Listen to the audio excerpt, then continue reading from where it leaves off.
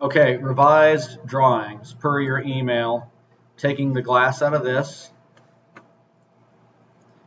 The right side, if you're standing in front of your cooktop, the right side of this island lines up here. So this is 102 inches long. And the trash pullout has been removed. So drawer stack, spice pullout, tray divider, and this is your cooktop cabinet right here with the hood above. I know there's a couple different options we were throwing around with putting the cooktop on this wall and taking the sink out of here. And that's just, let's see if I can find which one it is here. I've got so many renderings of your kitchen.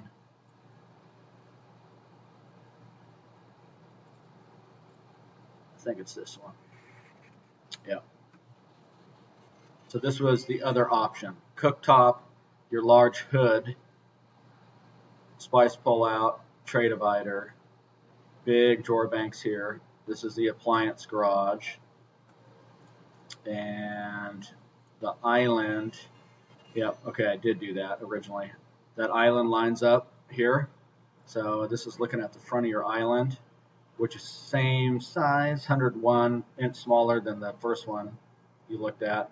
Sink cab, dishwasher, another tray divider, because I want to keep this sink on center. So when we do that, we end up with some shallow or short cabinets, but that still works just fine for a tray divider. And this is your trash.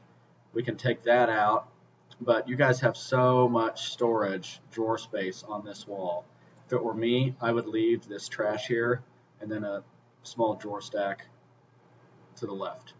And then the back of the island's the same on both layouts, both kitchen layouts.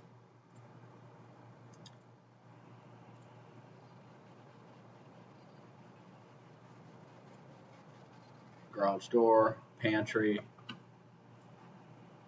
and then your fridges. And let's jump back to this one. This is keeping the cooktop in the island. So here's your layout. The back is the same. We're just an inch bigger.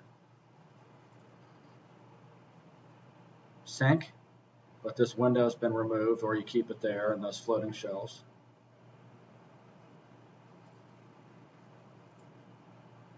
All right, let me know what you think. Thank you.